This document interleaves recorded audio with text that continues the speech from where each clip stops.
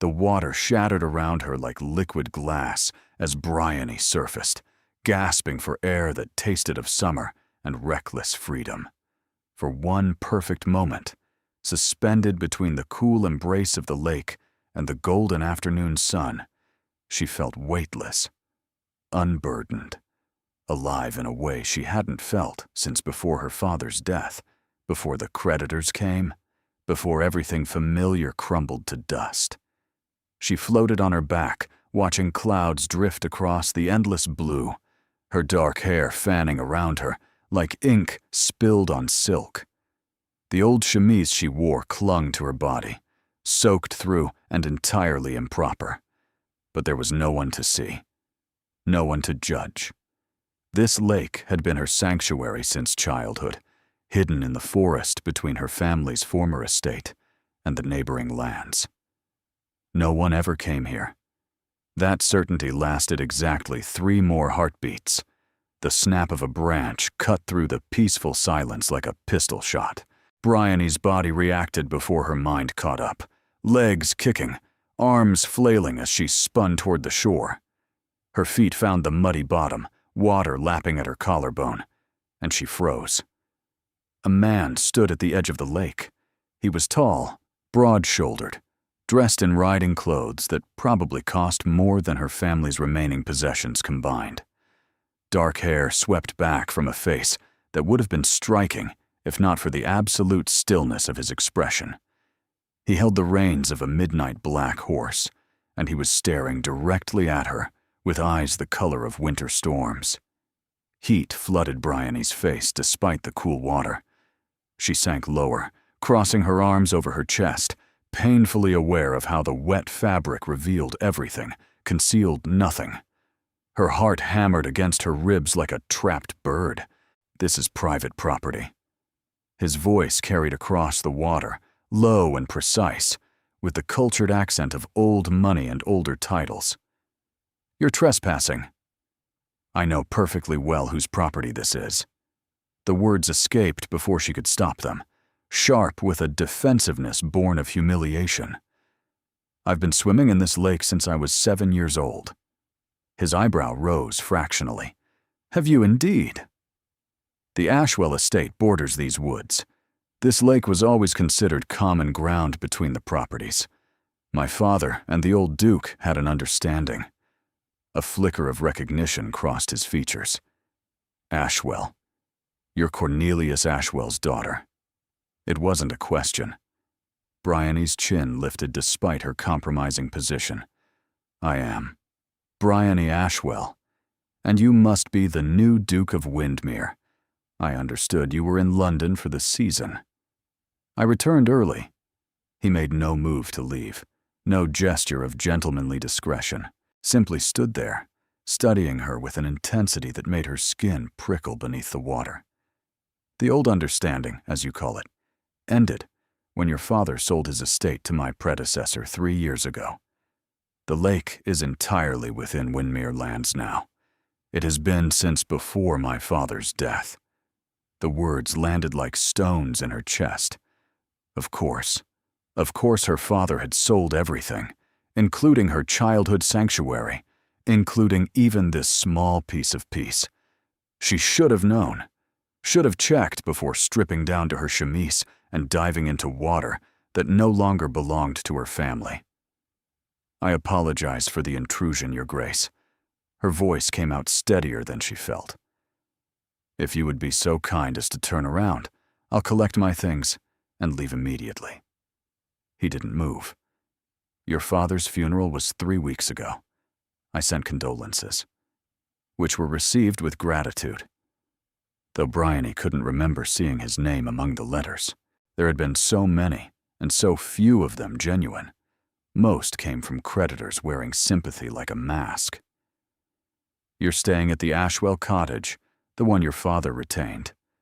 For another month, yes, until the lease expires and the new owners take possession." She couldn't keep the bitterness from her voice entirely. Another piece of her history, sold off to pay debts she hadn't even known existed until the solicitor read the will.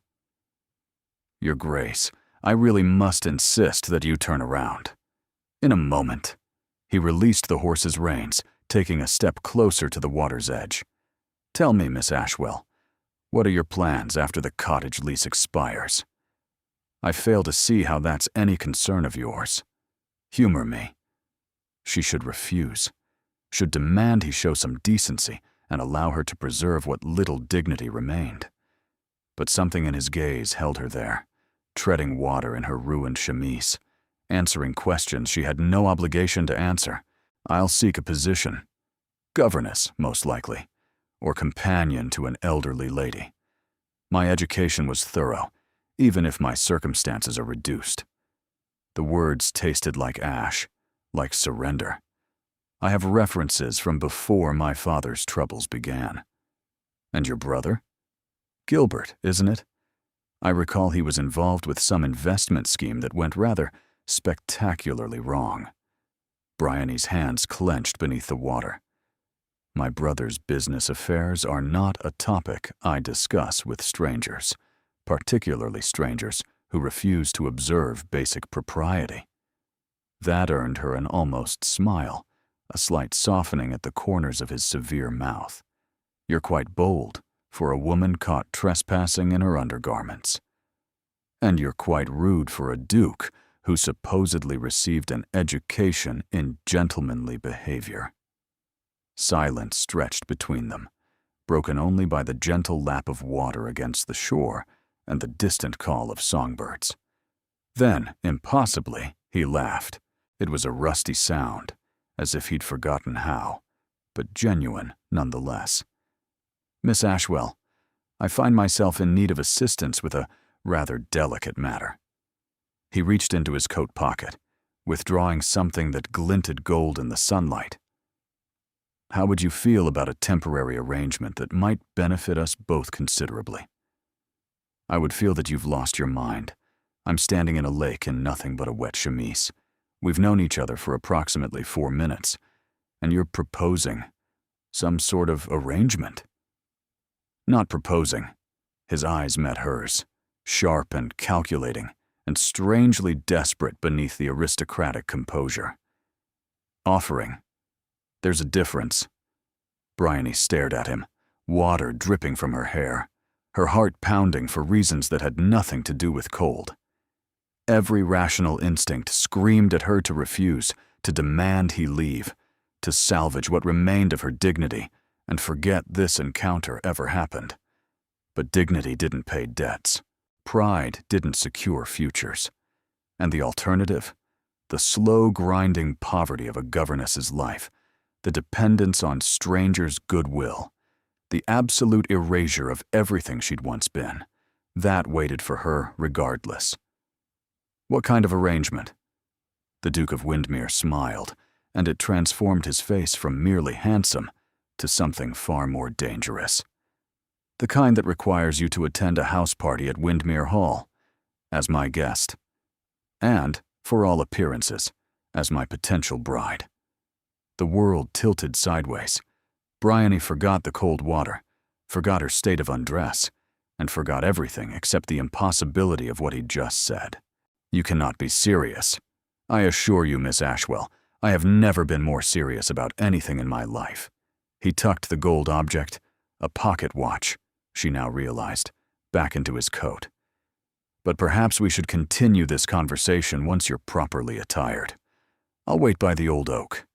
You have 5 minutes to decide whether you want to hear more, or spend the rest of your life wondering what might have been."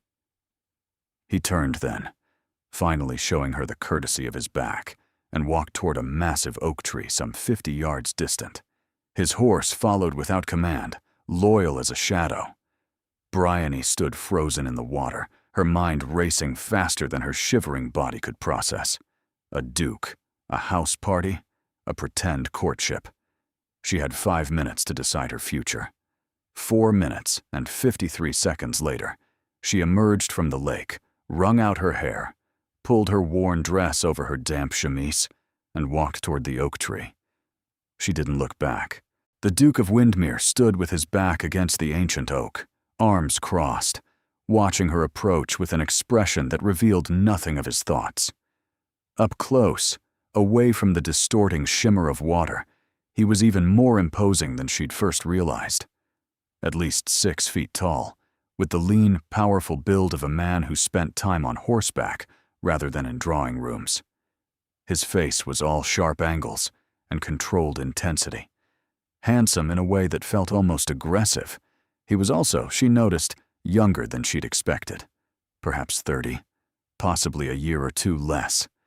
The weight he carried in his bearing had aged him in her initial assessment. "You came?" He didn't sound surprised. "I'm here to listen." That's not the same as agreeing to anything. Bryony stopped several feet away, painfully aware of her dripping hair and the damp patches spreading through her faded muslin dress. "You mentioned an arrangement. Explain." "Direct. I appreciate that." He pushed away from the tree, beginning to pace with the restless energy of a caged predator. "My grandmother, the Dowager Duchess, has decided that my period of mourning is concluded. She's arranged a house party at Windermere Hall next week. 20 guests, carefully selected, all designed to push me toward one particular outcome. Marriage.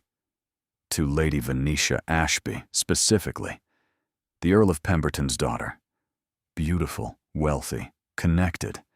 Everything a duchess should be on paper." His voice flattened. "She's also calculating, cold, and views me as nothing more than a title to be acquired. My grandmother doesn't care. She wants an heir secured, the bloodline continued, duty fulfilled." Bryony recognized the bitterness in his tone. She'd heard it in her own voice often enough. "And you don't want to marry Lady Venetia." "I don't want to marry anyone. Not yet. Not while I'm still," he stopped, his jaw tight. "Not while I'm still managing my father's death and the weight of expectations I never wanted." "Then simply tell your grandmother no." "You don't know my grandmother." A humorless smile crossed his face. "She is not a woman who accepts refusal. She spent the past 3 months maneuvering me into this position. The house party is her final gambit. By the end of the week, she expects an engagement announcement. Lady Venetia expects the same. Half of London society expects the same. What does any of this have to do with me?" He turned to face her fully, and the intensity in his gray eyes made her breath catch. "Everything, Miss Ashwell. Because 3 hours ago, before I stumbled upon you in my lake, I had no way out of this trap. No plausible excuse to reject Lady Venetia without causing a scandal that would follow me for years. But now I have you. You don't have me. Not yet." He stepped toward her, close enough that she could smell leather and sandalwood and something darker beneath. "But I could. If you agreed to attend the house party as my guest, presented as a woman I'm considering for courtship, Lady Venetia would have competition. My grandmother would be forced to delay her plans, and I would have time to breathe, to grieve, to figure out what I actually want from my life, without being pushed into a marriage I'll regret."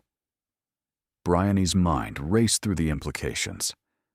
"You want me to pretend to be your romantic interest, a woman of no fortune, no connections, no position in society. Your grandmother would see through it instantly." "Would she?" His eyebrow rose. "You're the daughter of a gentleman. Your family's name is old and respected, even if the money is gone. You were educated alongside the daughters of earls and barons. You know how to conduct yourself in society, because you were raised in it, before circumstances changed." "Circumstances," she laughed, the sound brittle. "That's a polite word for financial ruin and social exile." "It's also an opportunity," he pressed on, relentless. "Think about it, Miss Ashwell. 1 week at Windermere Hall. Beautiful gowns, fine food, the chance to move in society again, even temporarily. At the end, when the house party concludes, we'll stage a mutual decision to remain friends. Your reputation stays intact. You leave with connections, references, introductions to families who might employ a woman of your breeding and education, and I gain the time I need. And if your grandmother investigates my background, if she discovers how far the Ashwell family has truly fallen, then we tell the truth, that you're a gentlewoman facing reduced circumstances through no fault of your own. It's sympathetic, not scandalous. Half the gentry in England has a cousin or niece in similar situations. Bryony turned away, walking a few steps toward the lake, her thoughts churning like storm water. It was mad. The entire proposition was utterly, completely mad. She'd be walking into a viper's nest of aristocratic politics and family drama, armed with nothing but borrowed dresses and a fabricated connection to a man she'd met less than an hour ago. But the alternative was the cottage's empty rooms, the dwindling funds, and the slow death of every dream she'd ever held. Gilbert's schemes had left them with nothing. Her father's debts had swallowed what remained. In a month, she'd be homeless, seeking employment as a glorified servant in some stranger's household. At least this way, she'd have a chance. A small one, fragile as spun glass, but a chance nonetheless. I have conditions. She turned back to face him. Something like respect flickered in his expression. Name them. First, I want complete honesty about what I'm walking into. Every family secret, every social landmine, and every enemy I might encounter. I won't be ambushed by information you chose to withhold. Agreed. Second, I want my expenses covered entirely. Gowns, accessories, transportation, everything. I won't pretend to be a viable Duchess candidate while wearing patches and last decade's fashions. You'll have an unlimited account at any modiste you choose. Third, she advanced toward him, holding his gaze with steel she hadn't known she possessed. When this ends, I want letters of introduction, real ones, from you and from any connections I make during the house party. Recommendations that will open doors to respectable positions. I won't go back to nothing. I won't survive this performance, only to end up worse than before. The Duke studied her for a long moment, something shifting behind his careful mask. You negotiate like a woman who's had to fight for everything she has. I am a woman who's had to fight for everything she has. Bryony didn't flinch. Do we have a deal, Your Grace? He extended his hand. The gesture was strange, almost masculine, the kind of agreement sealed between business partners rather than a gentleman and a lady. But then, nothing about this situation followed the normal rules. We have a deal, Miss Ashwell. His grip was warm and firm, calloused in ways that suggested he did more than simply ride his horses. The house party begins in 4 days. I'll send a carriage for you tomorrow morning to begin preparations. You'll need to meet my sister, Cosima. She'll help you with the finer details of our supposed courtship. Your sister knows about this scheme? My sister is the one who originally suggested I find an alternative to Lady Venetia. She'll be your ally. For the first time, something like warmth entered his voice. Cosima sees marriage as something that should involve actual affection, a radical notion in our family. Bryony released his hand, suddenly aware of how long she'd held it. And your grandmother? The dowager? The warmth vanished. Will be your greatest obstacle. She's formidable, perceptive, and absolutely convinced she knows what's best for this family. She'll try to break you down, find your weaknesses, and force you to reveal the arrangement. She sounds delightful. She's terrifying. He said it without humor. But if you can survive her scrutiny, the rest will be manageable. Comforting. He retrieved his horse's reins, preparing to mount. One more thing, Miss Ashwell. During the house party, you should call me Hadrian. Formality between supposed romantic interests would appear suspicious. Hadrian. She tested the name, feeling its weight on her tongue. And you may call me Bryony, I suppose, though the circumstances of our first meeting suggest we've already dispensed with most formalities. His gaze dropped briefly to her still damp dress, and she thought she caught the ghost of a smile. "I'll endeavor to forget the lake entirely." "See that you do." She watched him swing into the saddle with easy grace. "Tomorrow morning, then. I'll be ready." "I don't doubt it." He looked down at her from horseback, silhouetted against the afternoon sun like something out of a painting. "Welcome to Windmere, Miss Ashwell. Try not to drown before you arrive." He rode away before she could respond, disappearing into the trees with the speed of a man escaping something. Bryony stood alone in the clearing, lake water still dripping from her hair, and wondered what exactly she'd just agreed to. The carriage that arrived at the cottage the next morning was a study in restrained opulence. Black lacquer with silver trim, drawn by 4 matched gray horses, attended by a coachman and 2 footmen in immaculate Windmere livery. It looked almost absurd, parked in the overgrown lane outside her modest home. Bryony had spent the night alternating between anxious preparation and outright panic. She'd packed her few decent dresses, knowing they would be inadequate. She'd written a letter to Gilbert explaining her absence, omitting any details that might tempt him toward another scheme. She'd walked through the cottage one final time, touching walls that had sheltered her childhood summers, saying goodbye to spaces she might never see again. Now she stood on the front step, a single traveling case at her feet, watching the footman approach with an expression of studied neutrality. "Miss Ashwell." At her nod, he collected her case with the same care he might show a duchess's luggage. "His Grace sends his compliments and hopes your journey will be comfortable." The carriage interior was even more impressive than its exterior.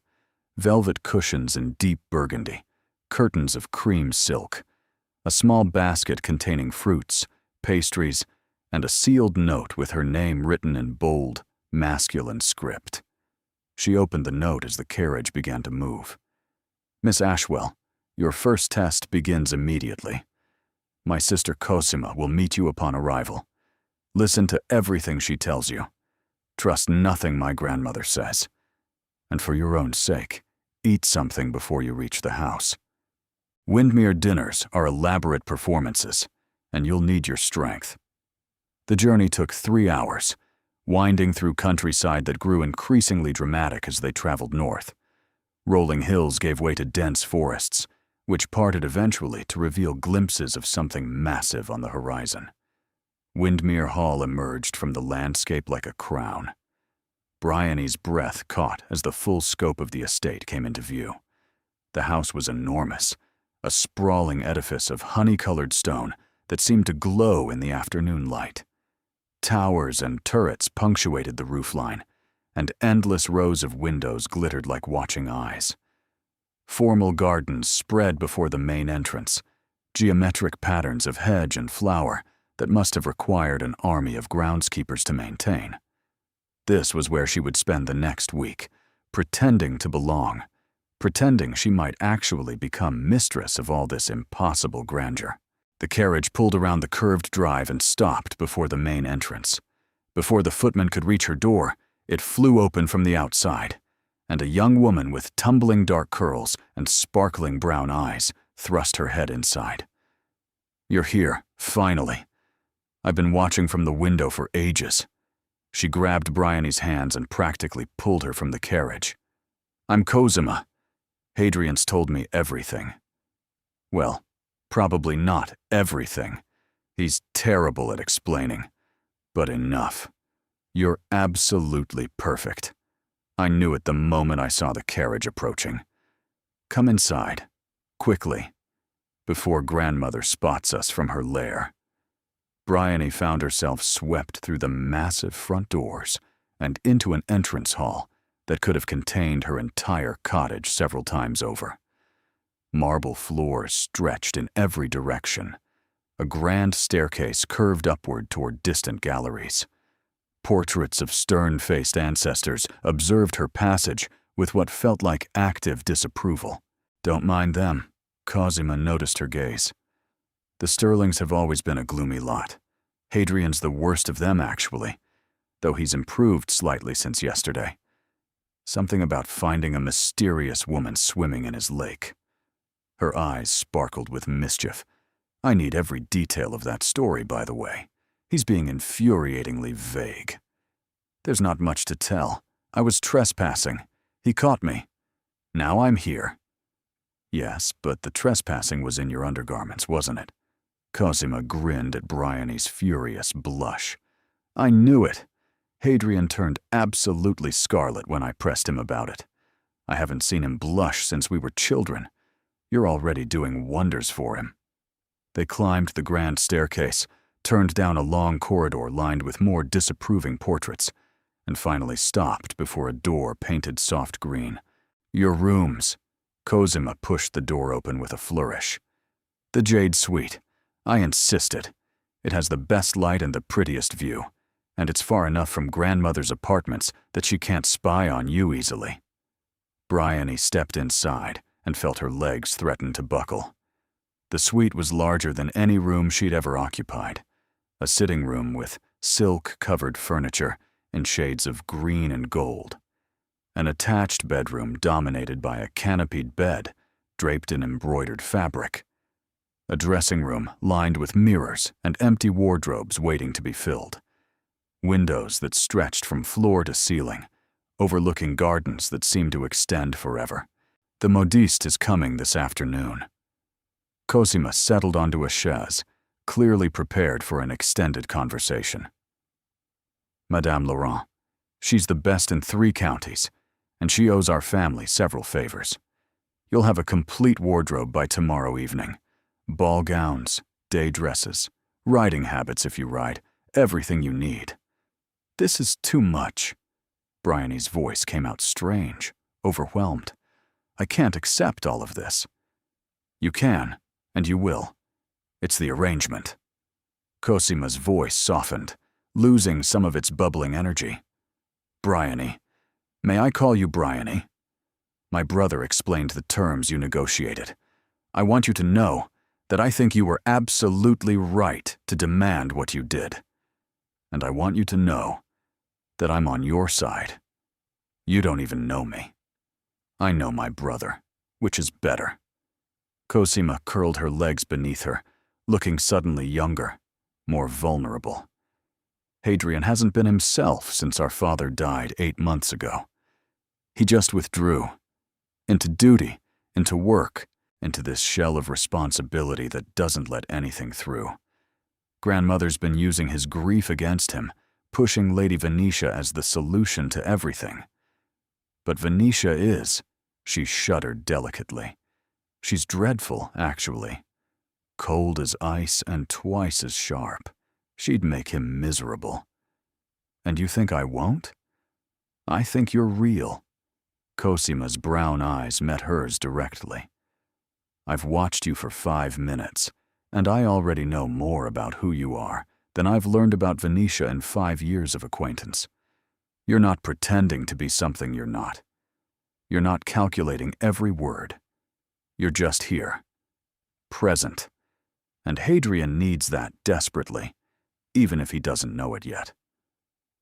Bryony sank onto the edge of a chair, the weight of the past 24 hours finally catching up with her. You understand this is temporary, a performance. When the house party ends, I'll leave with my references, and your brother will be free to do whatever he wants with his life. This isn't a romance. Of course not. Cosima's smile held secrets. Now, tell me about yourself. Everything grandmother might use against you, so we can prepare defenses. I want to know about your family, your education, your circumstances, and every detail that might come up during the week. They talked for hours. Bryony found herself revealing more than she'd intended, drawn out by Cosima's genuine warmth and clever questions. She spoke of her father's illness and death, of Gilbert's disastrous investments, of the slow unraveling of everything she'd known. She spoke of the lake where she'd swum as a child, not knowing it had been sold along with everything else. She spoke of her fears for the future, her determination to build something new from the wreckage. By the time a maid appeared to announce the modista's arrival, Bryony felt raw, exposed, and strangely lighter. One more thing. Cosima paused at the door, her expression serious for the first time. Grandmother will receive you tomorrow morning. It's tradition. She meets every houseguest personally before the party officially begins. Your brother warned me she was formidable. Formidable is kind. Cosima's hand found hers, squeezing briefly. She's going to test you, Bryony. Push you, provoke you, and try to make you reveal weaknesses she can exploit. But I've seen how you carry yourself. You don't break easily. No. Bryony squared her shoulders. I don't. Good. Cosima disappeared into the hallway, leaving Bryony alone in her impossible jade rooms, with a wardrobe to build and a grandmother to prepare for. Through the window, she could see the garden stretching toward distant woods, and somewhere beyond them, the lake where everything had changed. Tomorrow, she would face the Dowager Duchess. Tomorrow, she would discover whether her courage was enough to survive this gilded world. Tonight, she would sleep in silk sheets for the first time in her life, and try not to dream of drowning. Morning arrived with pale gold sunlight streaming through the jade silk curtains, and the quiet efficiency of servants Bryony never heard enter. Fresh flowers appeared on the vanity. A breakfast tray materialized on the sitting room table, and laid across the chaise was a morning dress of soft dove gray with pearl buttons, more elegant than anything she'd ever owned. A young maid with copper hair and freckled cheeks helped her dress, introducing herself as Pippa and chattering cheerfully about the household. Lady Cosima says you're to eat well, miss. The Dowager doesn't take breakfast with guests, so you've time to settle your nerves. Pippa arranged Bryony's dark hair into a simple but becoming style. She also says to remember that the Dowager respects courage more than cleverness, whatever that means. Bryony suspected she knew exactly what it meant. At precisely 10 o'clock, a footman appeared to escort her through a maze of corridors to the Dowager's private apartments. Each step felt heavier than the last, each doorway another threshold between the life she'd known and whatever waited ahead. The Dowager Duchess of Windermere received visitors in a sitting room that felt less like a parlor and more like a throne room. Tall windows draped in burgundy velvet, walls lined with portraits of sterling ancestors. And at the center of it all, positioned before the fireplace like a queen holding court, sat the woman herself. She was not what Bryony expected. The Dowager was small, almost delicate, with silver hair swept into an elaborate arrangement, and skin like aged parchment stretched over elegant bones. She wore black silk that rustled when she moved, and diamonds that caught the light with every breath. Her eyes were the same winter storm gray as her grandson's, but sharper, more assessing, honed by decades of navigating aristocratic politics. Miss Ashwell. The Dowager did not rise or offer her hand. Approach. Bryony crossed the room, acutely aware of the older woman's gaze cataloging every detail. Her posture, her dress, the way she moved, the steadiness of her hands. She curtsied with the precision her mother had drilled into her since childhood. Your Grace, thank you for receiving me. I receive all house guests personally. It is tradition. The Dowager gestured to a chair positioned directly across from her own, close enough for interrogation. Sit. We have much to discuss. Bryony sat, folding her hands in her lap, and waited. My grandson tells me you are an old acquaintance, that your families were neighbors before your father's unfortunate financial difficulties. The Dowager's tone made clear what she thought of that explanation. He tells me you encountered each other recently and renewed your connection, that he invited you to the house party as his personal guest. That is accurate, Your Grace. Is it? The Dowager leaned forward slightly. Because I have made inquiries, Miss Ashwell. Your father died 3 weeks ago, leaving debts that consumed what little remained of the Ashwell estate. Your brother Gilbert is a known associate of gamblers and schemers. Your family has not moved in society for nearly 4 years. And yet, here you are, installed in my finest guest suite, wearing a dress that was clearly not purchased with your own funds. Each fact landed like a blow, but Bryony kept her expression steady. Everything you've said is true, Your Grace. I won't insult your intelligence by pretending otherwise. Something flickered in the dowager's eyes. Surprise, perhaps. Or interest. Then explain to me why my grandson, the Duke of Windermere, one of the most eligible men in England, has suddenly developed an interest in an impoverished gentlewoman with no fortune, no connections, and no prospects beyond whatever charity she can attract. Bryony's pulse quickened, but her voice emerged calm. Perhaps because I don't want anything from him. Everyone wants something from a duke. I want stability, security, the chance to build a life that doesn't depend on someone else's whims or my brother's latest scheme. Bryony met the dowager's gaze directly. His Grace has been kind enough to offer me an opportunity to make connections that might help me secure a respectable position after the house party. I accepted because the alternative was poverty and dependence. But I am not pursuing him for his title or his fortune. I'm not pursuing him at all. The dowager studied her for a long moment, her expression unreadable. You're either remarkably honest or remarkably clever. I haven't decided which. I've found that honesty requires less effort to maintain. A practical philosophy. The dowager rose, moving to the window with the deliberate grace of someone who had commanded rooms for decades. My grandson is grieving. He has been since his father's death. Though he hides it behind duty and distance, he is also stubborn, proud, and determined to resist what is obviously best for his future. You mean Lady Venetia Ashby? The dowager turned, one silver eyebrow raised. You know of her. Cosima mentioned her, and His Grace explained that you've been encouraging the match. Encouraging. The word came out sharp.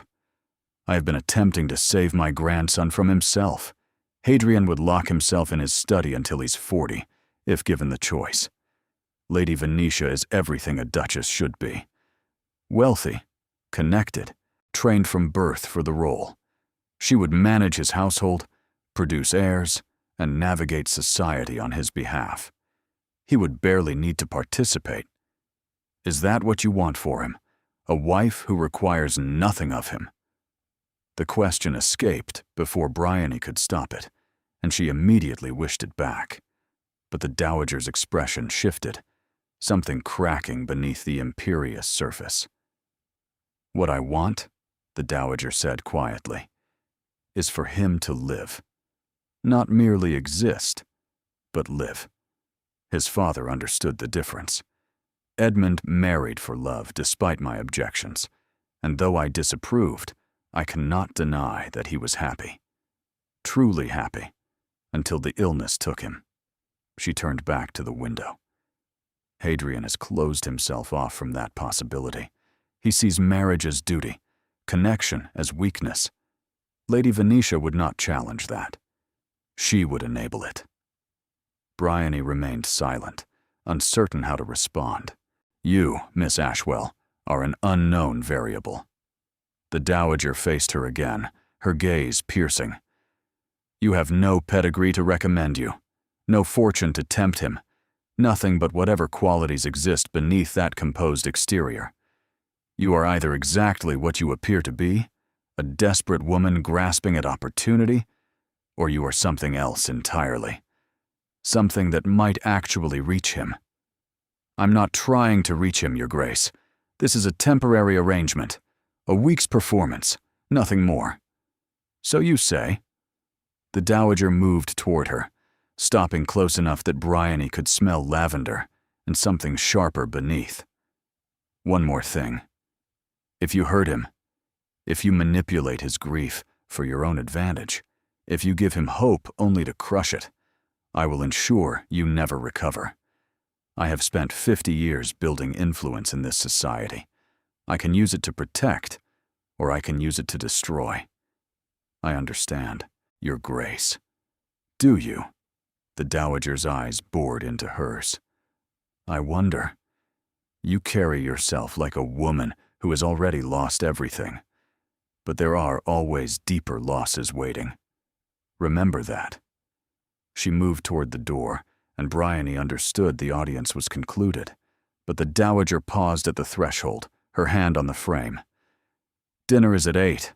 Lady Venetia and her family arrived this afternoon, along with most of the other guests. I suggest you use the intervening hours to prepare yourself. A thin smile crossed her lined face. The performance begins tonight.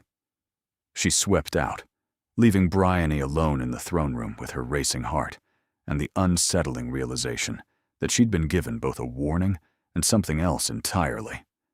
Something that felt almost like permission. Bryony spent the afternoon in a whirlwind of preparation. Madame Laurent arrived with an army of assistants and an avalanche of fabric, conducting fittings with the precision of a military campaign. Gowns materialized as if by magic. Evening dresses in sapphire and gold, day dresses in soft pastels, a riding habit in deep green that made her eyes glow. Through it all, Cosima kept up a running commentary on the guests who would be arriving. Lord and Lady Pemberton are Venetia's parents. He's harmless, mostly interested in his hunting dogs. She's the dangerous one, nearly as calculating as her daughter. They've been positioning Venetia for a ducal match since she was in the schoolroom. And the others? The Thornberry sisters, Margot and Sylvie.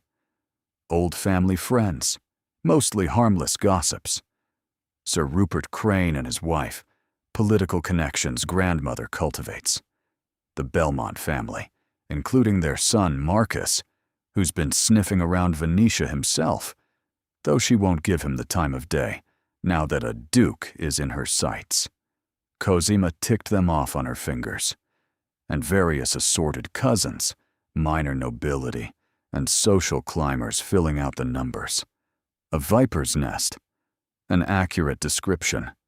Cosima grinned. But you'll have allies. Me, obviously. And Hadrian, though he's terrible at showing support. He tends to stand in corners, looking severe, rather than actually talking to people. As if summoned by his name, a knock sounded at the door. Hadrian entered without waiting for permission, stopping short when he saw the chaos of fabrics and accessories scattered across every surface. I see Madame Laurent has begun her work. Nearly finished, Your Grace. The modiste didn't look up from her pinning. Miss Ashwell will be the most elegantly dressed woman at your house party. I guarantee it. She could wear a flour sack and still outshine Lady Venetia, Cosima muttered, earning a sharp look from her brother. A word, Miss Ashwell? When you're able. Bryony extracted herself from the fitting, following Hadrian into the corridor. He led her through a series of hallways she didn't recognize, finally stopping before a door that opened into a library. Her breath caught. The room was 2 stories tall, lined floor to ceiling with books, leather-bound volumes in every color, organized on polished mahogany shelves. A massive fireplace dominated one wall, flanked by leather chairs positioned for reading. The scent of old paper and wood polish wrapped around her like an embrace. My father's sanctuary. Hadrian moved to a window, his back to her. He spent more time here than anywhere else, reading philosophy, writing letters, escaping grandmother's schemes. It's beautiful. It's lonely. He turned, and she saw something raw in his expression, quickly suppressed. I wanted to thank you for this morning. Cosima told me you faced grandmother without flinching. That's rare. She told me she would destroy me if I hurt you. It was remarkably direct. That sounds like her. He almost smiled. She means it, you know. She's not given to empty threats. I gathered. Bryony moved deeper into the library, trailing her fingers along the spines. She also said something else, that you haven't looked this alive in months. She seemed to think our arrangement had something to do with it. Silence stretched between them. When she turned, Hadrian was watching her with an intensity that made her skin prickle. My grandmother sees what she wants to see. Does she? Bryony held his gaze. Because I think she sees quite clearly. She knows this is a performance, even if she can't prove it. And she's watching to see whether there's anything real beneath the act. Is there? The question hung in the air, dangerous and charged. There's practicality, Bryony said carefully. Mutual benefit. Two people using circumstance to solve immediate problems. That's what we agreed to. Yes. He approached her, stopping near enough that she could see the flecks of darker gray in his eyes. That's what we agreed to. Neither of them moved. Neither spoke. The library's silence wrapped around them, intimate as a shared secret. You should know something about Lady Venetia. Hadrian's voice dropped lower. She's not merely ambitious. She's vindictive. When she discovers your competition, real or perceived, she'll attempt to destroy you. Not physically, but socially. Whisper campaigns, strategic cruelty, isolation from anyone who might support you. I've faced worse than social maneuvering. Have you? He studied her face. I'm beginning to believe you have. Bryony thought of the past 3 years, the slow erosion of everything she'd known, the friends who vanished when the money did, the whispers that followed her family's fall, the creditors who'd spoken to her as though she were something found on the bottom of a shoe. Poverty strips away illusions, she said. It shows you exactly who people are. Lady Venetia can whisper all she likes. I've survived worse than whispers. A flicker of emotion crossed his features. Respect, perhaps, or recognition of a kindred damage. My father used to say that suffering either destroys character or reveals it. He reached past her, pulling a book from the shelf. He was quoting someone. I can never remember who. He handed her the volume. It was slim, bound in blue leather, the title stamped in gold. Meditations by Marcus Aurelius, his favorite. He said it was the only philosophy that mattered. Everything else was commentary. Bryony turned the book over in her hands, feeling the weight of its significance. You're giving this to me? Lending, for the duration of your stay. His eyes met hers, and she saw something vulnerable beneath the aristocratic mask. He would have liked you, I think. You have the same quality he admired, the refusal to be diminished by circumstance. I don't know what to say. Say you'll read it. A ghost of warmth entered his voice, and that you'll still be standing at the end of the week, no matter what Venetia throws at you. Bryony pressed the book against her chest, feeling its leather binding like armor. I'll still be standing. I promise you that. They stood there in the quiet library, surrounded by his father's books and the weight of unspoken things. For the first time since arriving at Windmere, Bryony wondered whether the performance might be more complicated than she'd anticipated. Then the dinner gong sounded, echoing through the house, and the moment shattered. Tonight begins everything. Hadrian's mask slipped back into place.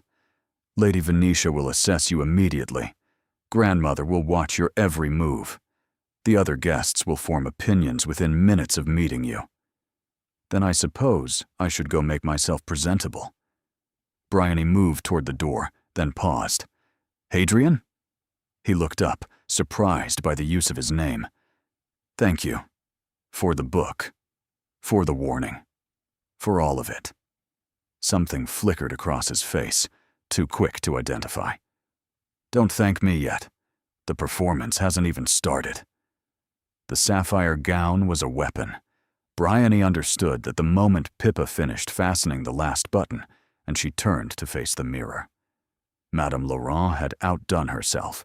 The dress clung to her figure before cascading in elegant folds to the floor, its color deep enough to be almost black in shadow, but burning blue where the candlelight caught it. Small crystals had been sewn into the bodice, catching light with every breath, and the neckline showed more of her collarbone than she'd ever displayed in public. "You look like a duchess," Pippa breathed. "I look like someone pretending to be a duchess." But even Bryony couldn't deny the transformation. For one night, at least, she would fit into this world. Cosima collected her at the top of the grand staircase, stunning herself in rose silk that complemented her dark coloring perfectly. "Remember," Cosima whispered as they descended, "Lady Venetia will be watching for weakness. Don't give her any, and stay near Hadrian when you can. His attention is your shield." The drawing room was already crowded when they entered. Crystal chandeliers blazed overhead, casting golden light across silk gowns and polished jackets. Laughter and conversation created a wall of sound that Bryony had to push through simply by appearing. She felt the moment attention shifted to her. Heads turned. Whispers began. Fans rose to cover mouths, sharing observations she couldn't hear, but could easily imagine. Then Hadrian appeared at her side, offering his arm with the smooth precision of a man who'd done this 1,000 times. "Breathe," he murmured, guiding her into the room. "Remember, you belong here tonight." She didn't, but she lifted her chin and smiled as if she did. The introductions blurred together. Lady this, Lord that, the Earl of somewhere. Cosima stayed close, whispering helpful context. "That's the Marchioness of Hertford. Terrifying but fair. Those are the Sinclair twins. Harmless flirts. Avoid Lord Pembry. He smells of mothballs and talks only of his hunting dogs." And then, inevitably, Lady Venetia appeared. She was even more beautiful than Bryony had expected, her blonde hair gleaming in the candlelight, her rose silk gown cut in the absolute height of fashion. She moved through the crowd with the confidence of someone who'd never doubted her place. "Your Grace." Venetia curtsied to Hadrian with practiced grace, her voice sweet as poisoned honey. "How wonderful to see you again. It's been an age since the Pemberton Ball." "Lady Venetia." Hadrian's tone was perfectly neutral. "May I present Miss Bryony Ashwell? She's a guest for the house party." Those green eyes turned to Bryony, evaluating, dismissing, and reconsidering in the space of a heartbeat. "Miss Ashwell, I don't believe we've met." The emphasis on Miss was subtle but deliberate. "Are you connected to the Hampshire Ashwells, or perhaps the Norfolk branch?" "Neither, I'm afraid. My family's estate was in Derbyshire. The Ashwell family is quite small now." "Derbyshire, how provincial." Venetia's smile never wavered. "And what brings you to Windermere? Surely such a grand party must be rather overwhelming for someone from such a modest situation." "Lady Venetia." Hadrian's voice cut through the sweetness like a blade. "Miss Ashwell is here as my personal guest. I trust she'll be treated with appropriate courtesy." The temperature between them dropped several degrees. Venetia's smile tightened, and Bryony saw something ugly flash behind those pretty eyes. "Of course, Your Grace. I meant no offense." She turned back to Bryony, and her expression arranged itself into something that wanted to look friendly. "We must talk more later, Miss Ashwell. I'm sure you have such fascinating stories about country life." She glided away before Bryony could respond, leaving a trail of expensive perfume and implied insults. "She's declared war." Cosima appeared at Bryony's elbow, her voice low. "That comment about your situation was deliberate. She's marking territory." "Let her mark." Bryony watched Venetia's white-clad figure disappear into a cluster of admirers. "I've been dismissed by better." Dinner was an elaborate performance of 12 courses, with Bryony seated strategically between a harmless elderly baron and Marcus Belmont, the young man Cosima had mentioned as Venetia's spurned suitor. He proved surprisingly pleasant company, more interested in discussing books than gossip, and Bryony found herself relaxing slightly as the meal progressed. From across the table, she caught Hadrian watching her. He looked away immediately when their eyes met, but she'd seen something in his expression. Approval, perhaps, or concern. After dinner, the party moved to the ballroom. Bryony hadn't been in a ballroom since before her father's troubles.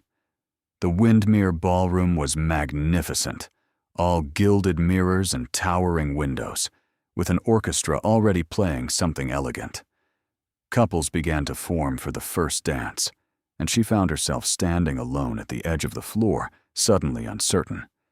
Then Hadrian was beside her, offering his hand. The first dance of the evening. Traditionally, the host opens with his most honored guest.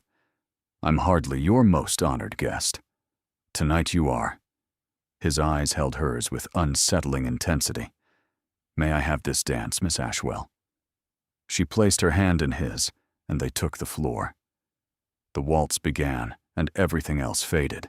His hand at her waist, firm and guiding, her palm pressed against his, the music swelling around them like a tide.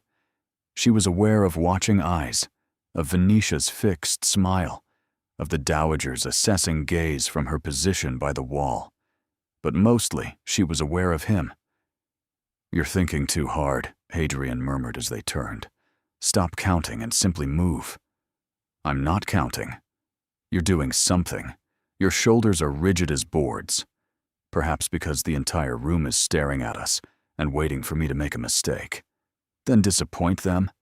His grip tightened slightly, pulling her closer than was strictly proper. Show them what I already know. That you belong here as much as anyone. Something shifted in her chest. She stopped calculating, stopped worrying, simply let the music guide her.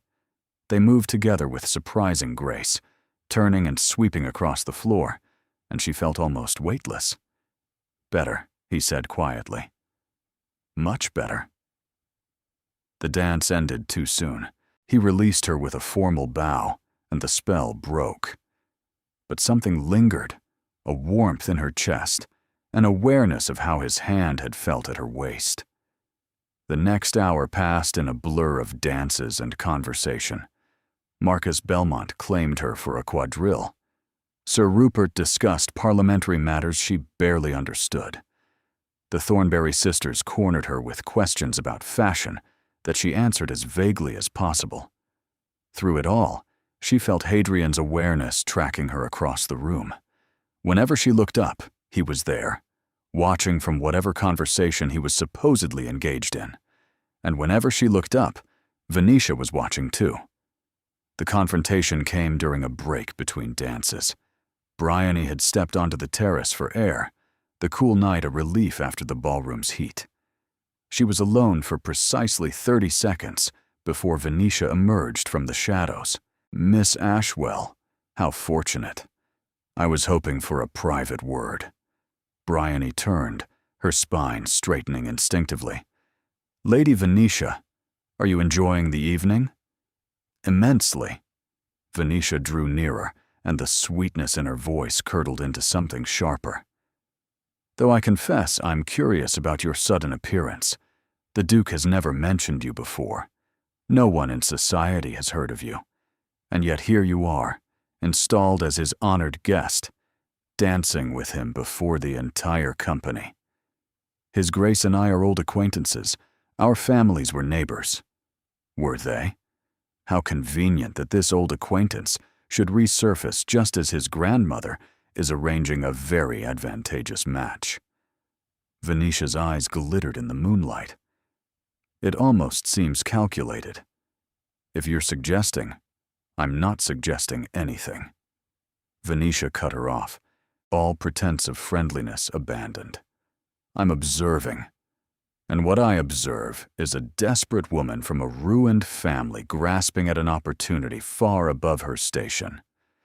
You may have charmed your way into this house party, Miss Ashwell, But make no mistake, the Duke of Windermere will marry appropriately. He will marry me." Bryony's hands clenched at her sides, but her voice emerged steady. "That seems presumptuous, given that His Grace hasn't proposed." "He will." Venetia smiled, and it was the coldest expression Bryony had ever seen. "His grandmother has ensured it. All the pieces are in place. You're nothing but a temporary distraction, and when this week ends, you'll return to whatever hovel you crawled out of, and everyone will forget you ever existed." The words cut deeper than they should have, because they echoed every fear Bryony had been trying to suppress. "You don't know anything about me. I know enough." Venetia turned to leave, then paused. "Oh, and Miss Ashwell? That gown is lovely. It's a pity it can't disguise what you really are." She swept back into the ballroom, leaving Bryony alone on the terrace with the night pressing against her skin and something burning behind her eyes. She was still standing there when footsteps approached from behind. "I saw her follow you out." Hadrian's voice was quiet, concerned. "What did she say?" "Nothing I didn't already know." Bryony didn't turn around. "She reminded me of my place, of what I am, of what this arrangement really means. What it means is that you've survived the first test." He moved to stand beside her at the railing, close enough that she could feel his warmth. "You danced beautifully. You charmed Marcus Belmont. You handled grandmother's scrutiny without breaking. Whatever Venetia said, it doesn't change any of that. It doesn't change the truth either." She finally looked at him, and something in her expression made his jaw tighten. "I am temporary. This is borrowed. When the week ends, I go back to being nobody, and she'll still be here. She'll still win." "No." The word came out fierce, unexpected. "She won't." "Hadrian." "She won't," he repeated, and suddenly his hand was cupping her face, gentle but insistent, forcing her to meet his eyes. "You are not nobody. You never were. And whatever happens at the end of this week, whatever Lady Venetia believes, I promise you this: she will not win." The intensity in his voice stole her breath. They stood there, his hand warm against her cheek, the moon watching from above, and Bryony felt the ground shifting beneath her feet. "You shouldn't make promises you can't keep," she whispered. "I never do." The ballroom doors opened, spilling light and music across the terrace. They separated quickly, but not before several pairs of eyes registered their position. "The last dance is about to begin." Hadrian's voice had returned to formal neutrality, but something in his eyes remained. "Will you honor me, Miss Ashwell?" She took his hand, and together they walked back into the light. But as they passed through the doorway, Bryony saw Venetia watching from across the room, and the fury in those green eyes promised that the real battle was only beginning. The days that followed the ball established a pattern Bryony learned to navigate with increasing skill. Morning walks in the gardens with Cosima, afternoon activities designed to showcase the guests' various accomplishments, archery, painting, cards, evening dinners that lasted hours, followed by music, or dancing, or charades. Through it all, Venetia watched. She never confronted Bryony directly again, but her presence was constant, suffocating. A whispered comment to another guest that fell silent when Bryony approached. A sympathetic smile that didn't reach her eyes. Strategic positioning that ensured she was always near Hadrian, always visible, always reminding everyone of the match that was supposed to happen. On the fourth day, the house party ventured to the village for a fair. Bryony found herself separated from Cosima in the crowd, wandering between stalls selling ribbons and sweetmeats, momentarily free from the weight of observation. She was examining a display of pressed flowers when Venetia appeared beside her. "Miss Ashwell, how charming to find you admiring such modest wares." Venetia's voice dripped with false warmth. I suppose it reminds you of home. Bryony set down the flower she'd been holding. Lady Venetia, are you enjoying the fair? Immensely. Though I confess these rustic entertainments grow tedious after a while. Venetia picked up a ribbon, examined it with distaste, and dropped it again. I prefer London's diversions. The opera, the theater, the endless social engagements that come with being a duchess. You speak as though the position is already yours. Isn't it? Venetia's smile sharpened. Oh, I know you've been playing your part admirably. The mysterious guest, the object of the Duke's sudden fascination. It's quite the performance, but we both know how this ends. Do we? Of course. Venetia leaned in, lowering her voice to a conspiratorial murmur. The Dowager has already arranged everything. The announcement will come at the closing ball. Hadrian will propose. I will accept. And by this time next year, I'll be the Duchess of Windermere. It's been planned for months. Bryony's stomach clenched, but she kept her expression neutral. Plans change. Not these plans. Something ugly flickered behind Venetia's pretty features. You see, Miss Ashwell, I've made inquiries of my own. I know about your brother's debts. I know about the creditors circling your family's remaining assets. I know that your cottage lease expires in 3 weeks, and after that, you'll have nothing. Nowhere to go. No one to help you. Each word landed like a blow, precise and devastating. What's your point? My point is that you're desperate. Venetia's voice hardened. And desperate women make mistakes. I've already mentioned to several guests that I'm concerned about you, that your circumstances might be driving you to pursue the Duke inappropriately, that perhaps his kindness is being exploited by someone with ulterior motives. That's a lie. Is it? Venetia's eyebrow rose. A penniless woman from a ruined family, suddenly appearing at a house party, wearing gowns she couldn't possibly afford, dancing with the Duke before the entire company. It doesn't take much imagination to see how that looks. Bryony's hands trembled at her sides.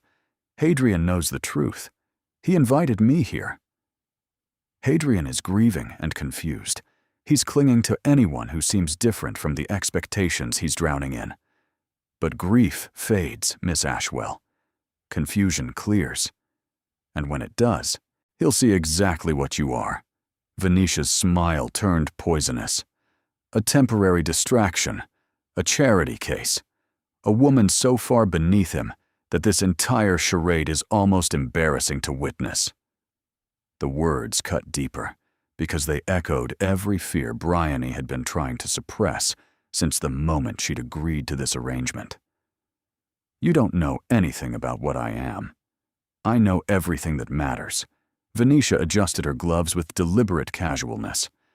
I know that when this week ends, you'll return to your crumbling cottage and your worthless brother and your future of servitude. And I know that I'll still be here. I'll always be here. Because this is my world, Miss Ashwell. You're just visiting.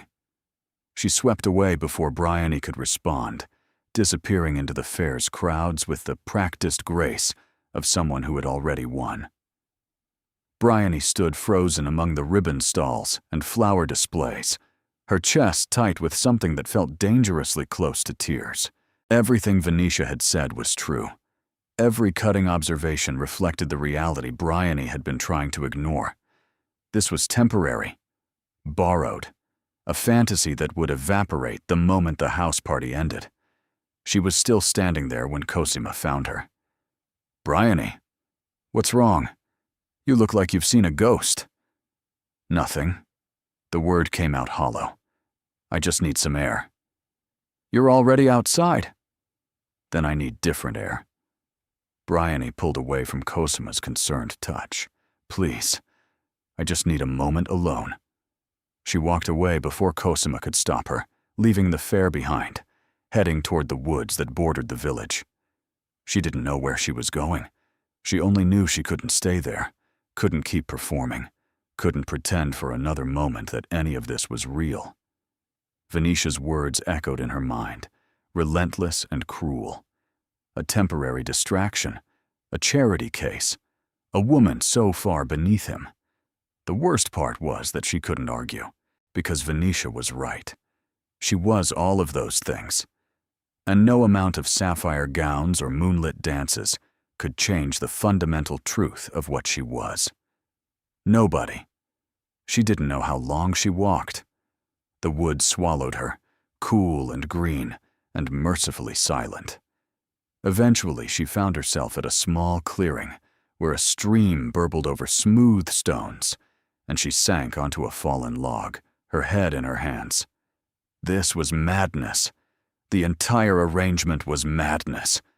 She should leave tonight, before the closing ball, before Venetia's whisper campaign could do real damage. Return to the cottage, pack what little remained, and begin the governess search in earnest. At least that future was honest. At least it didn't require pretending to be something she could never become. "You're difficult to find when you don't want to be found." Bryony's head snapped up. Hadrian stood at the edge of the clearing, still in his fair clothes, slightly out of breath, as though he'd been searching for some time. "How did you know where I was?" "Cosima said you fled toward the woods. I know these paths." He approached slowly, as though she were a wild creature who might bolt. "She also said you seemed upset. What happened?" "Nothing happened." Bryony.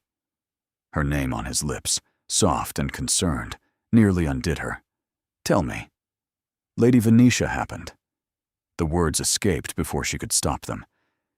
"She reminded me of certain truths I'd been trying to forget, that's all." Hadrian's jaw tightened. "What truths?" "That this is temporary. That I'm a charity case playing dress-up in a world I don't belong to. That when the week ends, I go back to nothing, while she gets everything she's been planning for." "That's not. It is true." Bryony stood, needing to move, needing distance. "Every word of it. I don't have a fortune, Hadrian. I don't have connections or position or any of the things that matter in your world. I have a crumbling cottage, a brother who can't stay out of debt, and 3 weeks before, I have to start begging strangers for employment." "You won't have to beg anyone for anything." "You can't promise that." Her voice cracked. "You can't promise anything. We agreed to a performance, and performances end. That's what they do." He crossed the clearing in 3 strides, closing the distance between them until she could see the flecks of darker gray in his eyes, the tension in his shoulders, and the barely controlled emotion beneath his composed surface. "What if I don't want it to end?" The words hung between them, dangerous and impossible. "You don't mean that." "I've never meant anything more." His hands found her shoulders, gentle but insistent. "These past days, watching you navigate grandmother's tests, watching you refuse to be diminished by Venetia's cruelty, watching you exist in my world as though you were born to it, I've felt more alive than I have in months. Years, perhaps. Hadrian. My father spent 20 years grieving my mother. 20 years alone because he couldn't imagine anyone else in her place. I thought I understood that. I thought shutting myself away from connection was honoring his memory somehow. His grip tightened. But he wouldn't want that for me. He would want me to find what he found. Something real. Someone real. Bryony's pulse thundered in her ears. I'm not. You're everything. The word came out fierce, desperate. You're brave and honest, and you refuse to be anyone other than who you are. You challenged me from the moment we met, standing in that lake in your wet chemise, negotiating terms like you were the one with all the power. Despite everything, a laugh escaped her. I was terrified. You didn't show it. His hand rose to cup her face, thumb brushing her cheekbone. You never show it. You just keep standing, keep fighting, keep being exactly who you are. And I think I've been falling for you since the moment you told me I was rude for a duke who supposedly received an education. That was rather bold of me. It was perfect. His eyes searched hers, vulnerable in a way she'd never seen. Tell me I'm not alone in this. Tell me you feel something too. She should deny it, should protect herself from the inevitable heartbreak waiting at the end of this fairy tale, should be practical and sensible and all the things that survival demanded. Instead, she told the truth. I feel everything. Her voice emerged barely above a whisper. Too much. It terrifies me. Good. He pulled her closer, eliminating the last distance between them. Terror means it matters. Then he kissed her. It wasn't gentle. It wasn't careful. It was desperate and searching and honest in a way that words could never be. His mouth claimed hers, and she responded with equal intensity, her hands fisting in his jacket, pulling him closer, closer, as though she could absorb him through sheer force of wanting. When they finally broke apart, both breathing hard, his forehead rested against hers. "Come back to the house with me," he murmured. "We'll tell grandmother together. We'll figure out how to make this work. Your grandmother will never accept me. Then I'll change her mind, or I'll proceed without her blessing." His eyes met hers, fierce with determination. "I'm done being controlled by expectations, Bryony. I want to choose, and I choose you." The words wrapped around her heart like armor. For one perfect moment, she let herself believe. Let herself imagine a future where this was real, where she could be enough, where love actually conquered the practical realities of fortune and position. Then voices echoed through the trees. "Your Grace? Your Grace, are you there?" They sprang apart as a servant crashed through the undergrowth, his expression urgent. "Your Grace, you must return to the hall immediately. The Dowager has called an emergency gathering. All guests are required in the drawing room." Hadrian's hand found Bryony's, squeezing briefly. "What's happened?" "I don't know, Your Grace." Only that her Grace seemed most agitated. The servant's eyes flicked to Bryony, widening slightly at her presence. She specifically requested that Miss Ashwell attend as well. Ice settled in Bryony's stomach. "Me, specifically?" "Yes, miss." "By name." Hadrian's grip tightened on her hand. "Whatever this is, we face it together." But as they followed the servant back through the woods, Bryony couldn't shake the feeling that the ground beneath her feet was about to crumble entirely. The drawing room was silent when they entered. Every guest had assembled, arranged in careful clusters that somehow left a wide space in the center of the room. The Dowager sat in her customary position by the fireplace, her expression carved from stone. Lady Venetia stood nearby, and though her face wore appropriate concern, her eyes gleamed with barely concealed triumph. Bryony's stomach dropped. "Ah, Miss Ashwell, how good of you to join us." The Dowager's voice could have frozen water. "I apologize for interrupting whatever woodland excursion you were enjoying with my grandson." The implication hung in the air, ugly and deliberate. Several guests exchanged meaningful glances. The Thornberry sisters whispered behind their fans. "Grandmother." Hadrian stepped forward, positioning himself slightly in front of Bryony. "What is this about?" "This is about truth, Hadrian. Something that seems to be in short supply at this house party." The Dowager withdrew a letter from her lap, holding it up for all to see.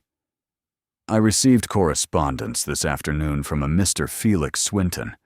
The name means nothing to me, but apparently he's quite well acquainted with Miss Ashwell's brother. They've conducted business together, it seems. Business of a rather unsavory nature." Bryony's blood ran cold. Felix Swinton, one of Gilbert's gambling associates, a man who'd been circling their family's remaining debts like a vulture.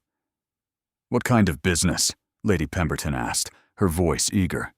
The kind that involves debts, forgeries, and schemes designed to extract money from anyone foolish enough to trust them. The Dowager opened the letter. According to Mr. Swinton, Gilbert Ashwell owes considerable sums to various creditors. Sums that, conveniently, might be resolved if his sister were to secure a wealthy husband. That's absurd. Hadrian's voice cracked like a whip.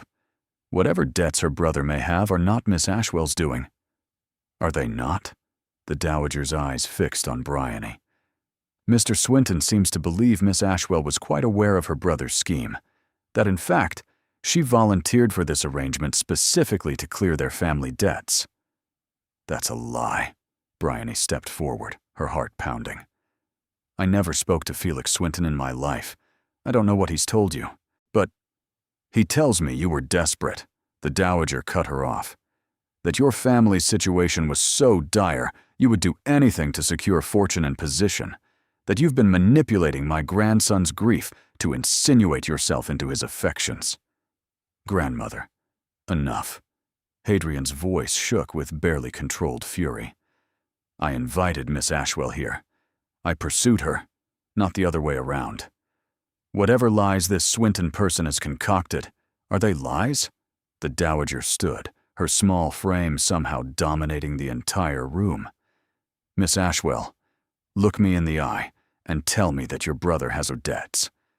That you didn't agree to this arrangement hoping it might solve your family's financial problems. That you haven't been performing a role designed to secure exactly the outcome you now face. Bryony opened her mouth to deny it, but the words caught in her throat. Because it wasn't entirely a lie. She had agreed partly because of the opportunity it offered. She had hoped for connections that might secure her future. The arrangement had always been transactional on some level. Her hesitation was answer enough. I thought so. The Dowager's voice held no triumph, only weary disappointment.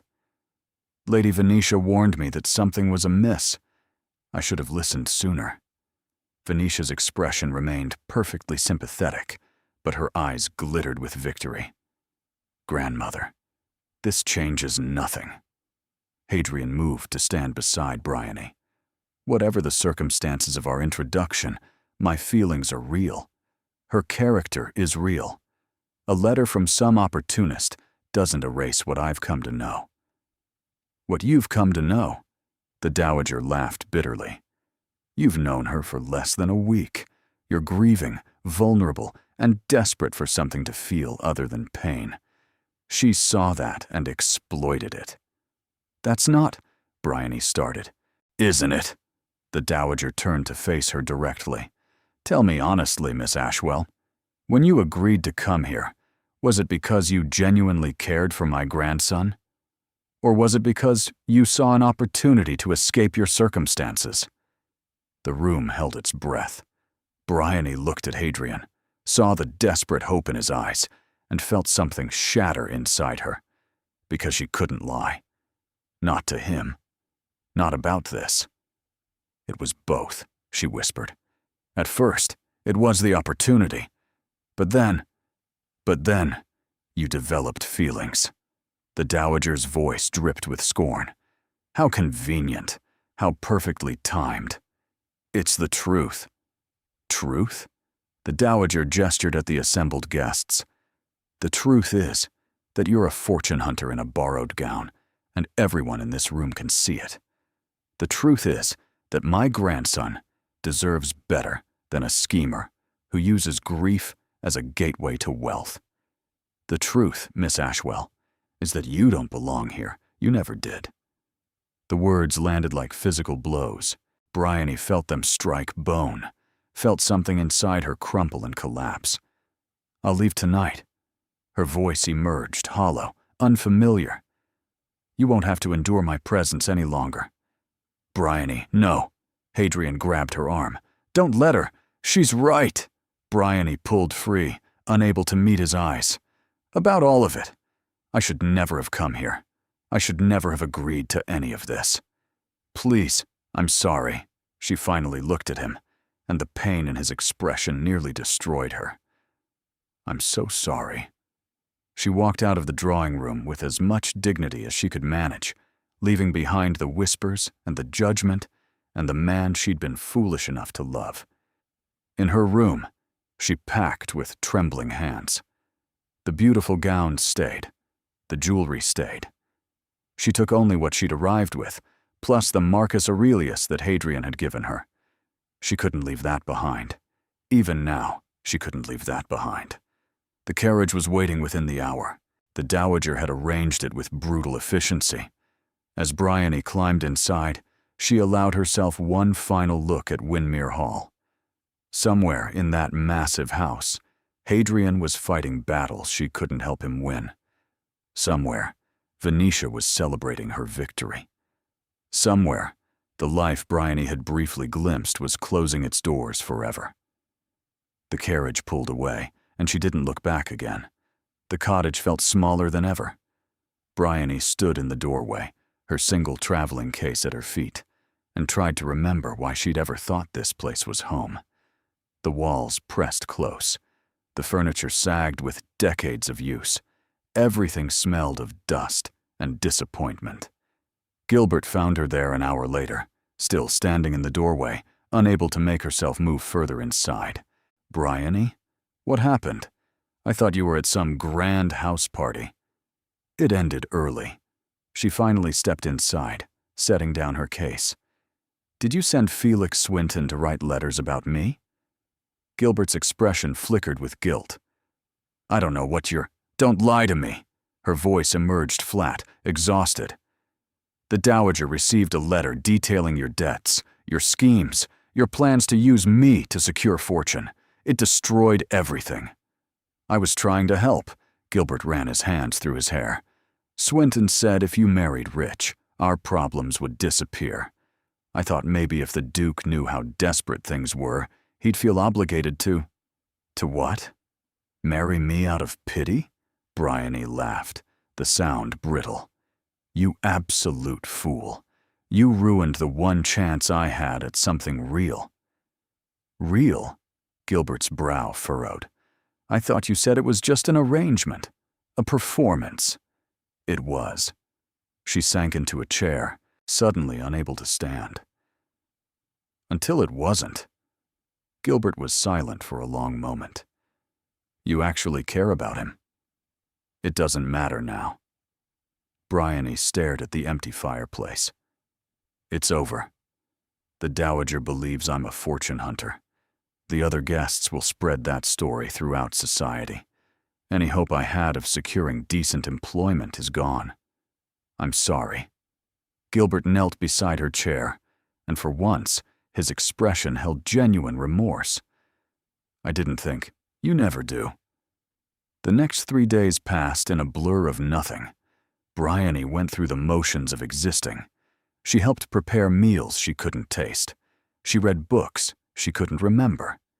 She lay awake at night, staring at the ceiling, replaying every moment with Hadrian until the memories felt worn thin. On the 4th day, someone knocked at the cottage door. Bryony expected a creditor, perhaps one of Gilbert's associates come to collect. Instead, she found Cosima standing on the step, travel-worn and breathless, her dark curls escaping from beneath her bonnet. "You're here." Cosima pushed past her without waiting for invitation. "Thank God. I've been searching for hours. Your directions were terrible." "How did you—" Bryony shut the door, her mind struggling to catch up. "Why are you here?" "To talk sense into you, obviously." Cosima turned, and her eyes were fierce. "You left. You just left without fighting, without letting Hadrian defend you, without even saying a proper goodbye." "There was nothing to fight for." The dowager was right. "I am everything she accused me of." "You're not." Cosima grabbed her hands. "Listen to me. Swinton's letter was a scheme. He owed money to Venetia's family. Did you know that? The Pembertons bought his debts, specifically, so they could use him to destroy you." Shock rippled through her. "What?" "Venetia arranged the whole thing. She saw how Hadrian looked at you, how different he'd become since you arrived, and she panicked. She paid Swinton to write that letter, time to arrive at the worst possible moment. Cozima's grip tightened. It was sabotage, Bryony. Deliberate, calculated sabotage. Even if that's true, it doesn't change what I admitted. I did agree to the arrangement partly for practical reasons. I did hope it might solve my problems. So what? Cozima's voice rose with frustration. You were honest about your circumstances from the beginning. You negotiated terms openly. You never pretended to be something you weren't. That's not fortune hunting. It is survival. The Dowager doesn't see it that way. The Dowager doesn't know everything. Cosima released her hands, pacing the small room. She's been wrong before. She was wrong about my mother. Did you know that? She opposed the match for years, and she's wrong about you. It doesn't matter. It matters to Hadrian. Cosima stopped, her expression softening. He's been impossible since you left. Locked in his study, refusing to see anyone, barely eating. He told grandmother he won't marry Venetia regardless of what happened. He said he'd rather remain unmarried forever than settle for someone he doesn't love. Bryony's heart clenched. He said that. He shouted it, actually, during a rather spectacular argument that the entire household overheard. A small smile crossed Cosima's face. I've never seen him that passionate about anything. You did that. You woke something in him that we all thought died with our father. I can't go back, Bryony's voice broke. I can't face that room full of people who think I'm a schemer, who believe I manipulated him. You don't have to face any of them. Cosima took her hands again. Just him. Come back and talk to him. Let him make his own choice with all the facts. That's all I'm asking. Bryony looked around the cottage that had become her prison, at the peeling wallpaper and the sagging furniture and the future of slow diminishment that waited if she stayed. Then she looked at Cosima, who'd traveled hours to find her, who believed in her despite everything, who was offering her a chance she didn't deserve. One conversation, she said finally. That's all. Cosima's face split into a brilliant smile. That's all you'll need. The carriage arrived at Windmere as the sun began to set, painting the honey-colored stone in shades of gold and amber. Most of the house party guests had departed, Cosima explained. Only the family remained, along with a few servants preparing the house for its return to normalcy. He's in the library. Cosima squeezed her hand as they entered the great hall. He's barely left it since you went. I'll make sure grandmother doesn't interfere. Bryony climbed the familiar stairs, walked the familiar corridors, and stopped before the library door. Her hand trembled as she raised it to knock. Come in. His voice, muffled through the wood, still sent warmth flooding through her chest. She pushed open the door. Hadrian stood by the window, silhouetted against the dying light. He looked terrible. Dark shadows under his eyes. His usually immaculate clothing rumpled. His hair disordered, as though he'd been running his hands through it for days. He turned, and the expression that crossed his face when he saw her nearly brought her to her knees.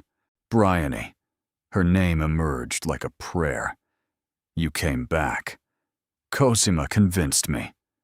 She stepped into the room, suddenly uncertain. She told me about Venetia, about Swinton, about what really happened. None of that matters. He crossed to her in 3 strides, stopping just short of touching her. What matters is that you're here. What matters is that you gave me a chance to say what I should have said before you left. Hadrian, let me finish. His eyes held hers with desperate intensity. When grandmother confronted you, when she accused you of scheming, I should have defended you more strongly. I should have told everyone in that room exactly what you mean to me. Instead, I let you walk away thinking I believed her accusations. You tried to stop me. Not hard enough. His jaw tightened. I've spent the past 4 days berating myself for that failure, for letting Venetia's manipulation succeed, for being too shocked to fight when fighting was what you needed. There was nothing you could have done, The dowager had made up her mind. Grandmother's mind has been changed. His expression changed subtly. I told her everything. The arrangement, the circumstances of our meeting, the way my feelings evolved from practicality to something much deeper. I told her that I love you, and that I intend to marry you if you'll have me, and that no amount of opposition will alter that decision. Bryony's breath caught. You told her you love me? I told everyone. A ghost of a smile crossed his tired face. Rather loudly, as it happens. Cosima says the servants will be gossiping about it for years. And the dowager? Was furious, then resigned, then, surprisingly, almost impressed. He stepped closer, finally allowing himself to touch her, his hands cupping her face with devastating gentleness. She said, "You must be extraordinary to provoke such feeling in me." She said perhaps she'd underestimated what you were. She threatened to destroy me. She threatens everyone. It's her way of showing concern. His thumbs brushed her cheekbones. She's waiting in her sitting room. She wants to speak with you again, if you're willing. Why? Because she realized something. When you left, when you walked away with nothing but dignity and the clothes on your back, when you refused to fight for yourself even though you could have, she saw what I'd seen all along, that you're not a schemer or a fortune hunter. You're just a woman who was dealt an unfair hand and played it with more grace than anyone could expect. Tears pricked Bryony's eyes. I was going to take the book, the Marcus Aurelius. I couldn't leave it behind. Of course you couldn't. His voice cracked with emotion. It was a gift, from my heart to yours. You were supposed to keep it. Hadrian, I love you. The words came out fierce and certain. I love your courage and your honesty and the way you refuse to be diminished by circumstance. I love that you challenged me from the moment we met. I love that you make me want to be present, to feel, to live instead of merely existing. I love you too. She finally let herself say it, let the truth flow free. I've been trying not to, but I do. Completely. Terrifyingly. He kissed her then, and it was different from the desperate kiss in the forest. This was tender, searching, full of promise rather than urgency. When they broke apart, his forehead resting against hers, she felt something settle into place inside her chest. Marry me. His voice was rough with emotion, not because of arrangement or convenience or social maneuvering. Marry me because I can't imagine facing another day without you beside me. Your grandmother will never fully approve. My grandmother will come around. She always does when she realizes she's wrong. He pulled back to look at her, his eyes burning with intensity. Say yes, Bryony. Let me spend the rest of my life proving that you made the right choice. She thought of everything she'd be gaining. A home, security, a place in a world she'd once belonged to. But more than that, more than any practical consideration, she'd be gaining him. The man who'd seen her at her most vulnerable and offered opportunity instead of judgment. The man who'd fought for her even when she'd stopped fighting for herself. Yes. The word emerged, steady and sure. Yes, I'll marry you. His smile transformed his entire face, washing away the exhaustion and pain, leaving only joy. He kissed her again, and she felt the future opening before them like a door thrown wide. They went to the dowager together, hand in hand. The older woman received them in her sitting room, her expression unreadable. But when Bryony curtsied, the dowager raised a hand to stop her. No, you're to be my grandson's wife. We're family now, or will be soon enough. Her eyes, so like Hadrian's, studied Bryony's face. I owe you an apology, Miss Ashwell. I allowed myself to be manipulated by people with their own agendas. You were trying to protect your grandson, your Grace. I was trying to control him, There's a difference." The dowager's lips quirked. "Edmund, my son, Hadrian's father. He always said I interfered too much. That love couldn't be managed like a household account. I didn't listen then. Perhaps it's time I started." "Does this mean you approve?" Hadrian asked, his grip on Bryony's hand tightening. "It means I won't oppose you." The dowager's gaze met Bryony's directly. "Lady Venetia has been sent away. The story of her deception will circulate through society by week's end. Your reputation, Miss Ashwell, will be restored." "Thank you, Your Grace." "Don't thank me. Prove me right." The dowager stood, moving toward them with the deliberate grace that characterized all her movements. "Prove that love is worth more than strategy. Prove that my grandson, choose wisely." She paused before Bryony, and something almost warm flickered in her ancient eyes. "Prove that I was wrong about you." Bryony lifted her chin. "I intend to, Your Grace. Every day for the rest of my life." The dowager nodded once, a gesture that somehow conveyed both dismissal and blessing. "Then welcome to the family, Bryony Ashwell. Try not to make me regret it." The wedding took place 6 weeks later in the small chapel on the Windmere estate where generations of Sterlings had been married. Bryony wore a gown of ivory silk that Madame Laurent declared her finest work. Cosima served as her attendant, radiant in pale gold. The dowager sat in the front pew, her expression stoic, but her eyes suspiciously bright when Bryony walked down the aisle. And Hadrian waited at the altar, looking at her like she was everything he'd ever wanted and never dared to hope for. The ceremony was simple, the vows traditional, and the kiss that sealed their union anything but. "I love you," he murmured against her lips, the words for her alone. "Duchess of Windmere, I love you too." She smiled up at him. "Even if you were terribly rude to me at our first meeting. You were trespassing. You were staring. You were beautiful." His eyes softened. "You still are." The wedding breakfast was an elaborate affair, with guests from across the county come to witness the unlikely match. Some attended out of curiosity, others out of genuine goodwill. A few, Bryony suspected, came simply to witness the scandal made respectable. She didn't care. She had Hadrian's hand in hers, Cosima's laughter ringing across the room, and a future she'd never dared imagine. Even Gilbert had cleaned himself up for the occasion, his gambling debts paid off by Hadrian as a wedding gift, though Bryony had insisted her brother earn back the money through honest work. He'd taken a position managing one of the smaller Windmere properties, finally having something real to build instead of schemes to chase. As the celebration continued, Hadrian pulled her away from the crowds, leading her through the house and out the back entrance. "Where are we going?" "You'll see." They walked through the gardens, past the formal hedges and manicured lawns, into the woods that bordered the estate.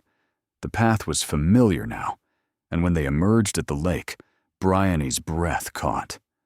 Lanterns hung from the surrounding trees, casting golden light across the water. A blanket had been spread on the bank, with champagne cooling in a silver bucket and cushions arranged for comfort.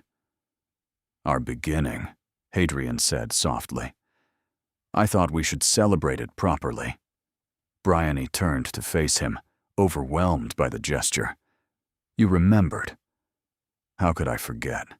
A beautiful woman in a wet chemise, telling me I was rude." He smiled, and it reached his eyes completely. "It was the moment my life changed, even if I didn't know it then." They settled on the blanket, champagne glasses in hand, watching the stars emerge above the lake. The water was still, reflecting the lantern light like scattered jewels. "I never thanked you properly," Bryony said after a comfortable silence. "For what?" "For seeing me. Not my circumstances or my family's debts or the opportunity I represented. Just me? She turned to look at him. Everyone else saw a problem to be solved, or an obstacle to be removed. You saw a person. I saw someone extraordinary pretending to be ordinary. He set down his champagne, taking her hands in his. And I knew, even then, that I wanted to spend the rest of my life convincing you of the truth. What truth? That you belong, here, with me, in this life. His eyes held hers, earnest and loving. You're not borrowing anything anymore, Bryony. This is yours, all of it. She kissed him then, long and deep, and the lanterns reflected off the water like captured stars. When they finally broke apart, she was laughing. What? I was just thinking. She nestled against his shoulder, exactly as she had that first night in the opera box, except everything was different now. If I hadn't trespassed that day, none of this would have happened. Then I'm grateful for your criminal tendencies. They're not criminal. The lake was common ground when I was a child. It still is. He pressed a kiss to her hair. Everything I have is yours now, including the lake where it all began. They stayed there until the stars wheeled overhead and the lanterns burned low, talking about everything and nothing, making plans for a future that stretched before them like an endless summer. Finally, as the moon rose high above the water, Hadrian stood and offered his hand. Duchess, shall we return to our guests? Bryony looked at the lake one final time, the place where she'd been at her most vulnerable, where a stranger had offered her an impossible choice, where her entire life had changed in the space of a single conversation. Then she took her husband's hand and let him lead her home. 1 year later, the anniversary arrived with perfect summer weather. Bryony woke in the great bedroom of Windmere Hall, sunlight streaming through tall windows, her husband's arm draped across her waist. She smiled, watching him sleep, marveling at how peaceful he looked now, compared to the guarded, grieving man she'd met in the woods. You're staring, he murmured, without opening his eyes. I'm observing. There's a difference. He laughed, the sound rumbling through his chest, and pulled her closer. Happy anniversary. Happy anniversary. They spent the morning in comfortable domesticity, breaking their fast together, reviewing correspondence, discussing estate business as equal partners. The Dowager had mellowed considerably over the year, especially after Bryony's careful management of several household crises that proved her capable of the Duchess role. In the afternoon, Hadrian disappeared on mysterious business, returning just before sunset with a conspiratorial smile. Come with me. He led her to the lake. The lanterns had returned, strung through the trees, exactly as they'd been on their wedding night. The blanket was spread on the bank, champagne cooling in the same silver bucket. But something new waited beside it, a small wooden box, tied with ribbon. What's this? Open it. Inside was a key. Old, ornate, clearly antique. Bryony looked at him, confused. I don't understand. It's the key to the cottage. Hadrian's voice was soft. Your family's cottage. The one where I sent Cosima to find you. I purchased it from the new owners last month. You bought back my cottage? It's yours now. Legally, permanently. Whatever happens, you'll always have a place that belongs only to you. He cupped her face, his eyes intense. You told me once that you wanted security, that you never wanted to depend on anyone else's whims. I wanted to give you that. Tears spilled down Bryony's cheeks. Hadrian, it's not charity. It's not control. It's just love. He smiled, brushing away her tears with his thumbs. Though I hope you'll continue living at Windmere with your terribly rude husband. She laughed through her tears. I suppose I could be persuaded. I'll spend the rest of my life persuading you. He kissed her forehead. Every day, if necessary. They settled on the blanket as darkness fell. the lake shimmering with reflected lantern light.